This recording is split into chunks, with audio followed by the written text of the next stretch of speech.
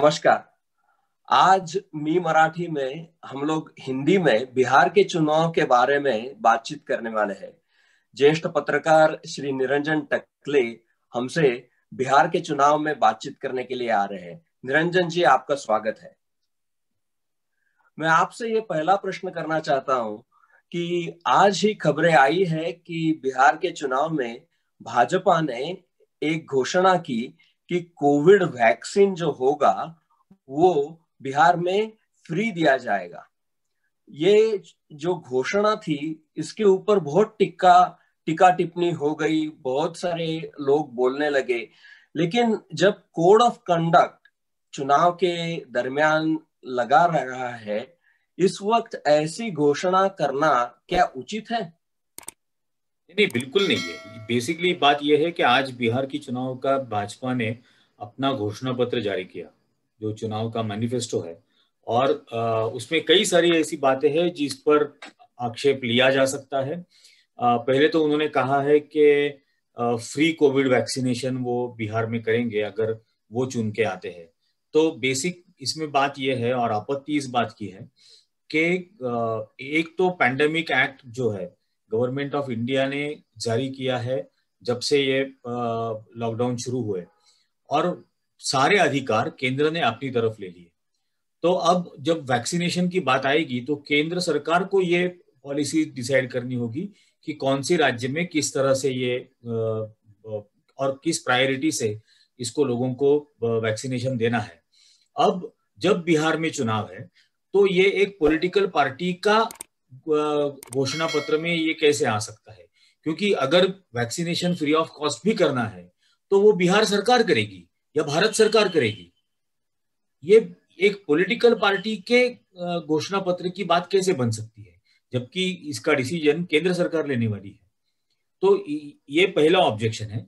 और पैंडेमिक के मामले में जब पूरी देश पर ये महामारी छाई हुई है, पूरी दुनिया में इस पैंडेमिक का असर हुआ है, पूरी दुनिया में लोग मर रहे हैं, इंडिया में लोग मर रहे हैं। इंडिया में 70 लाख से ज्यादा पेशेंट आज कोविड के वजह से प्रभावित हुए हैं। ऐसी सूरत में जब बीजेपी का घोषणा पत्र इस बात को कहता है कि हम वैक्सीनेशन फ्री ऑफ कॉस्ट करेंगे, तो क्या बाकी राज्यों में जहां चुनाव नहीं है वहां के नागरिकों की, वहां के सिटीजन्स की कोई गलती है कि उनके यहाँ चुनाव नहीं है तो उनको वो फ्री ऑफ कॉस्ट नहीं मिलेगा? तो इस तरह से एक राज्य के लिए फ्री ऑफ कॉस्ट की घोषणा करना और बाकी राज्यों को इस इस उलझन में रखना कि उन्हें पैसा देना पड़ेगा, इसके लिए चार्जेस देने पड़ेंगे या नहीं देने पड़ेंगे, प्रायोरिटी क्या होगी, ये सारी उलझनें बाकी राज्यों के सिटीजन्स के ऊपर रहेगी। दूसरी बात यह है कि क्या ये मतदाताओं को डराने की बात है कि आप अगर हमें वोट नहीं दोगे तो आपको फ्री ऑफ कॉस्ट नहीं मिलेगा, आप अगर हमको वोट नहीं दोगे तो आपको मरने के लिए छोड़ दिया जाएगा मतदाताओं को? तो इसलिए ये बहुत ही आपत्तिजनक बात है, और इस आपत्ति को लेकर कई सारे विपक्ष पार्टियों ने इसके बारे में बोलना शुरू किया है।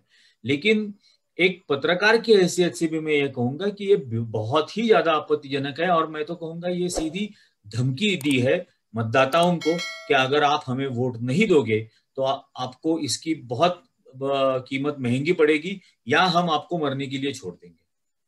और इस तरह से बात करना, इस तरह से घोषणा पत्र जारी करना, ये कानून के खिलाफ है, ये संविधान के खिलाफ है। संविधान में जो आर्टिकल 14 है जो इक्वालिटी बताता है उसके खिलाफ है, क्योंकि एक ही राज्य के लिए आप घोषणा कर रहे हो, ये भी बहुत इसमें गलत है। तो हर मामले में इस घोषणा पत्र के बारे में आपत्ति है, और शायद मैं तो चाहूंगा कि विपक्ष पार्टी इस मामले में, चाहे वो आरजेडी हो, चाहे वो कांग्रेस हो, या और कम्युनिस्ट पार्टी की जो चुनाव में हिस्सा ले रही है वहां पे बिहार में, वो सुप्रीम कोर्ट तक दरवाजा खटखटाए इस मामले में। इस तरह से फेवरिज्म नहीं हो सकता है, इस तरह से मतदाताओं को डराया नहीं जा सकता है।